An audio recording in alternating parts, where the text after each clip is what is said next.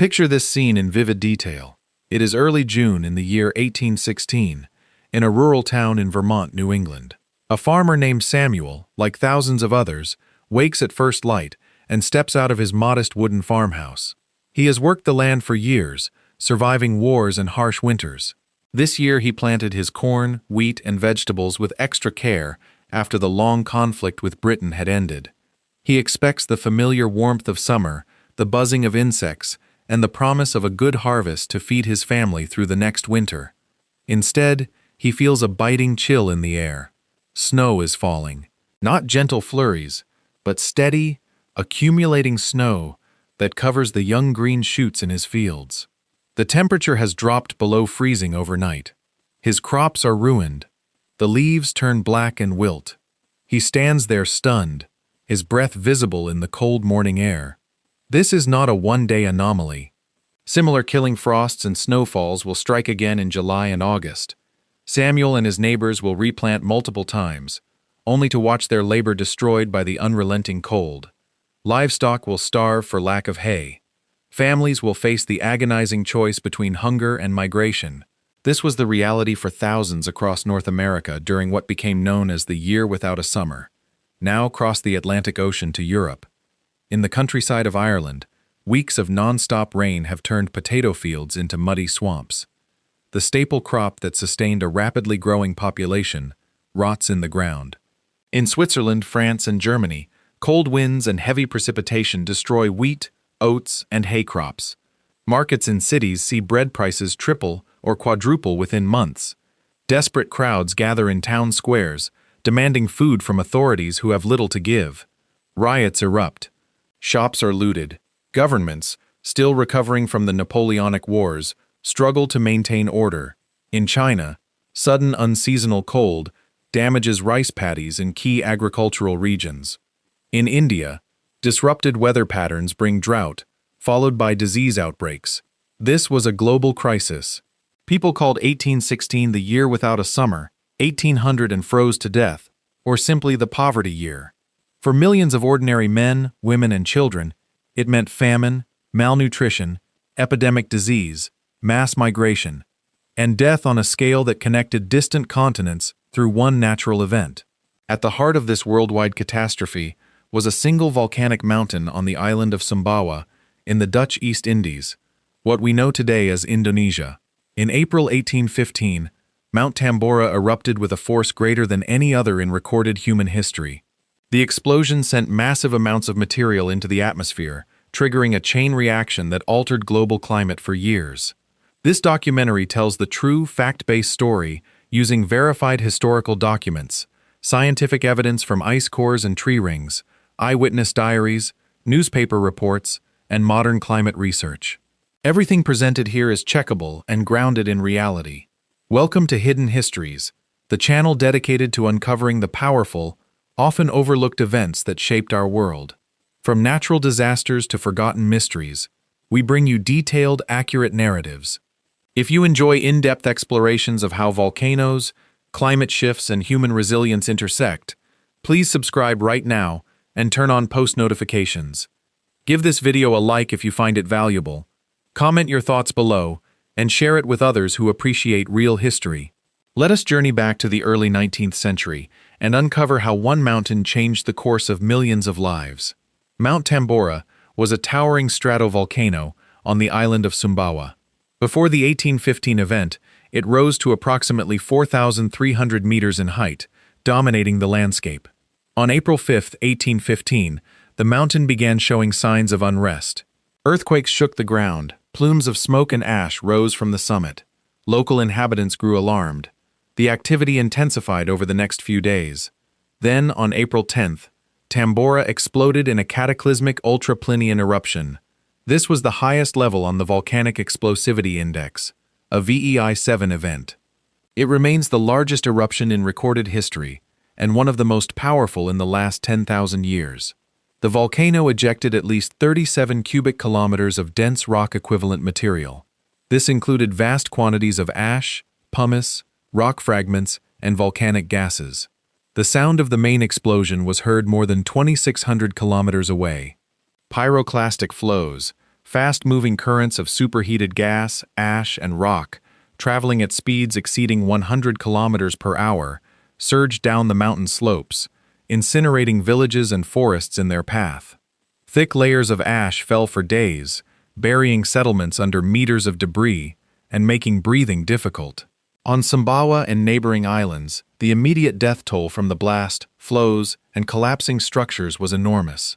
Estimates range from around 10,000 people killed directly to as many as 92,000 when including those who perished shortly afterward from famine, disease, and lack of resources. The mountain's summit collapsed dramatically, forming a huge caldera measuring 6 to 7 kilometers across. Tambora lost roughly 1,300 meters of its height in a matter of hours. The once majestic peak was transformed into a smoking crater.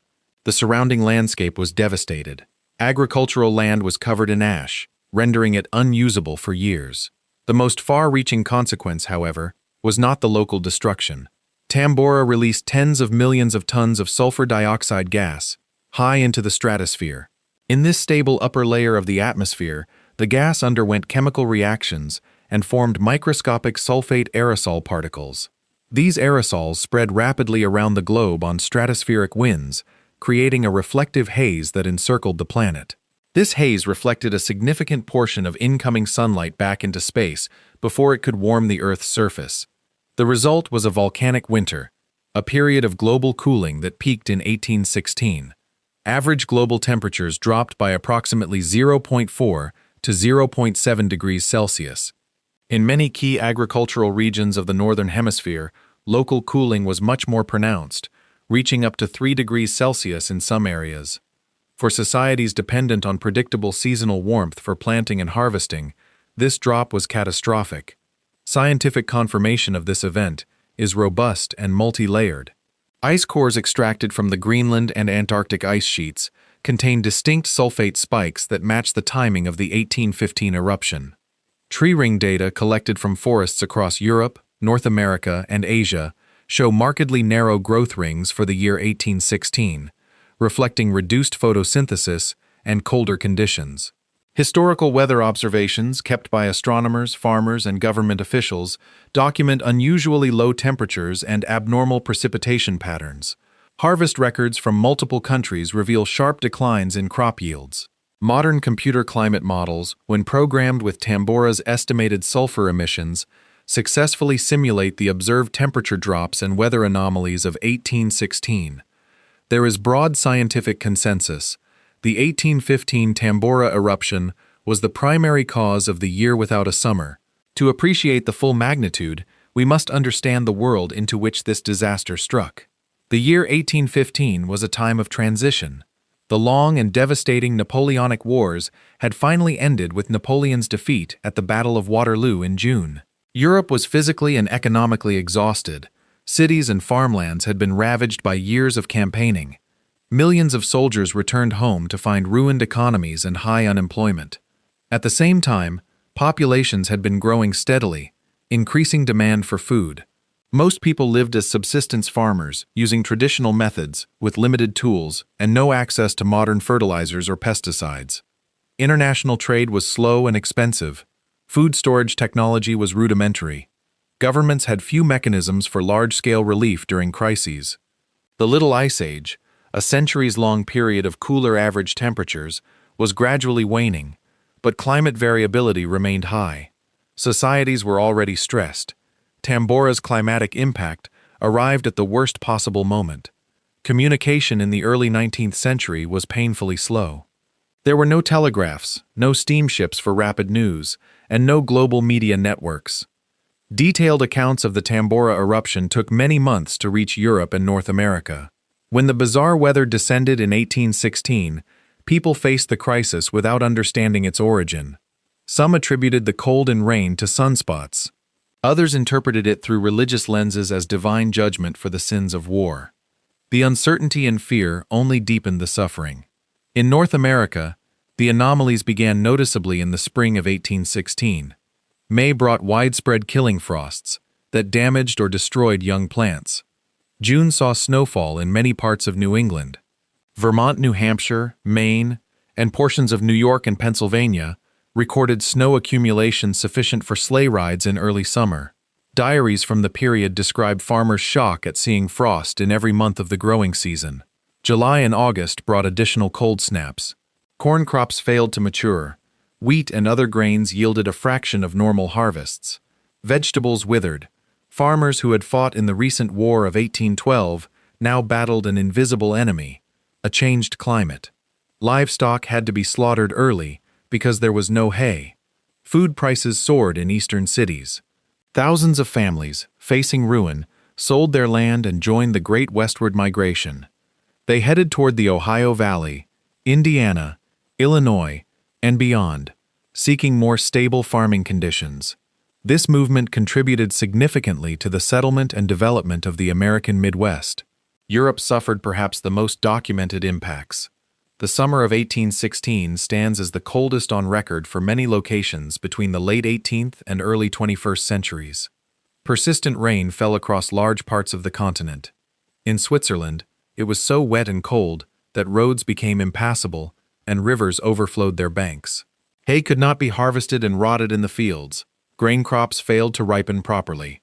In France and Germany, food shortages led to widespread unrest. Bread prices reached levels that sparked riots in numerous cities. Authorities distributed what grain they could, but supplies were insufficient. In Ireland, the potato crop, the dietary mainstay for much of the population, was severely damaged by the cold and excessive moisture. This event greatly weakened Irish agriculture and society, contributing to longer-term vulnerabilities that would surface decades later. Malnutrition opened the door to epidemics. Typhus spread rapidly through weakened populations, killing tens of thousands.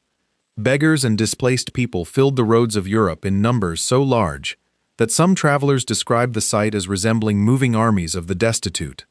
The crisis was not confined to the Western world. In China, particularly in southern and central provinces, unusually cold temperatures and flooding damaged rice production, leading to localized famines and social strain. In India, changes in monsoon behavior brought drought to some areas and contributed to outbreaks of cholera and other waterborne diseases. The stratospheric veil from Tambora altered atmospheric circulation patterns, affecting rainfall and temperature across the globe. What started as one volcanic explosion in a remote island became a shared human tragedy spanning hemispheres. The body of evidence linking Tambora to these events is exceptionally strong. Contemporary newspapers in Boston, London, Paris, and other major cities published frequent updates on the strange weather and its consequences for agriculture and society. Personal diaries and letters provide intimate details of daily hardship. Mary Shelley, staying at Villa Diodati on Lake Geneva, wrote about the wet, ungenial summer and the magnificent but terrifying thunderstorms that kept her group indoors. American farmers maintained careful journals noting exact dates of snow and frost. European government reports documented plummeting crop yields and rising food prices. Geological studies of Tambora itself, combined with chemical analysis of ice cores, confirm the massive sulfur release. Tree ring chronologies, sediment records from lakes, and historical temperature logs all converge on the same conclusion. When researchers in the late 20th century synthesized these datasets, the connection became irrefutable. Tambora is the textbook case of volcanic forcing of climate. Even with this wealth of information, some aspects remain subjects of ongoing honest inquiry. Scientists continue refining models of aerosol dispersion and atmospheric residence times. The precise interactions between Tambora's effects and natural climate variability, such as El Niño events, are still being explored. Calculating the exact global death toll is difficult due to incomplete records from the period, particularly in rural and colonized regions. Estimates of total excess mortality from starvation and disease vary, but are widely accepted to be in the hundreds of thousands. These uncertainties highlight the challenges of studying events from 2 centuries ago, but they do not undermine the central established facts. The human dimension of this disaster is what makes it truly haunting. In the villages of Vermont and surrounding states, families subsisted on foraged wild plants, hedgehogs, and boiled nettles when stores ran out. Children went to bed crying from hunger. Parents made heart-wrenching decisions about rationing food. In Europe, entire communities faced similar desperation. The psychological burden of living under perpetually gray, sunless skies for months on end eroded morale. Hope became scarce. This atmosphere of gloom and uncertainty directly inspired one of literature's most enduring works. Trapped by the rain at Villa Diodati, Mary Shelley, her husband Percy, Lord Byron, and John Polidori entertained themselves by reading ghost stories and competing to write the best horror tale. Mary's contribution, conceived amid the storms and cold of that summer, was the novel Frankenstein. The monster's themes of creation, abandonment, and societal rejection echo the real suffering of the era's dispossessed and hungry populations. On Sumbawa itself, oral histories passed down through generations still recount the mountain's violent awakening. The earth shook, the sky turned black, and fire fell from above. While these traditions have acquired legendary elements over time, they are firmly anchored in the documented catastrophe of 1815. This concludes the first half of the script, covering the eruption, the mechanism of global cooling, the historical context, the emergence of the mystery, the scientific evidence, the broad impacts across continents, and the beginning of the personal human stories. The resilience shown by people in the face of such adversity is remarkable and sets the stage for the deeper emotional, cultural, and long-term lessons still to come. The resilience shown by people in the face of such adversity is remarkable and sets the stage for the deeper emotional, cultural, and long-term lessons still to come. In the aftermath of the failed harvests, societies adapted in different ways. In North America, the westward migration accelerated. Families who lost everything in New England loaded wagons with their remaining possessions and headed toward the fertile lands of the Midwest. This movement not only reshaped the demographic map of the young United States, but also contributed to the expansion of agriculture into new territories. Stories of hardship during the journey became part of pioneer folklore. Many did not survive the trek, falling victim to disease, accidents, or further bad weather. Those who arrived faced the difficult task of starting over in unfamiliar territory, clearing forests, and building new homes. The year without a summer thus played a quiet but significant role in the westward expansion that defined much of 19th-century American history. In Europe, the crisis tested social and political systems still recovering from war. Governments attempted price controls and grain imports, but logistical limitations made relief efforts inadequate. Riots in cities highlighted growing tensions between the poor and the authorities. Some historians argue that the food shortages and resulting unrest influenced political movements in the following decades, contributing to calls for reform. In Ireland, the weakened agricultural base from 1816 added to the cumulative stresses that would culminate in the Great Famine of the 1840s. The event served as a harsh reminder of how dependent human societies were on stable climate conditions. Further afield, in China and India, the climatic disruptions compounded existing pressures. Poor harvests led to increased banditry and local rebellions in some Chinese provinces. In India, the combination of drought and disease strained colonial administration and local economies. The global nature of the event demonstrated that even before the age of instant communication, the Earth's atmosphere could link distant populations in shared suffering. Culturally, the year without a summer left a lasting imprint. The gloomy weather in Switzerland directly inspired literary works that continue to captivate readers today. Mary Shelley's Frankenstein, conceived during those cold, rainy evenings at Villa Diodati, is perhaps the most famous example. The novel's themes of hubris, creation, and the consequences of tampering with nature resonate with modern discussions about science and environment. Lord Byron and Percy Shelley also produced works influenced by the dramatic storms and oppressive atmosphere. The summer of 1816 has been called the birthplace of modern science fiction and horror in some literary analyses. The bad weather forced introspection and creativity indoors, turning a natural disaster into a catalyst for artistic achievement. On the scientific front, the event eventually helped advance the understanding of volcanoes and climate. Although the connection was not immediately obvious in 1816, later researchers studying historical climate anomalies identified Tambora as a key example of volcanic forcing. Today, volcanologists and climatologists study the 1815 eruption to improve models for predicting the impacts of future large eruptions. This knowledge is valuable because large volcanic events remain a real, if infrequent, risk.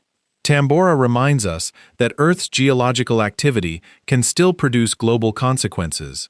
The emotional core of the story lies in the personal suffering of ordinary people. Consider a mother in rural Ireland in 1816.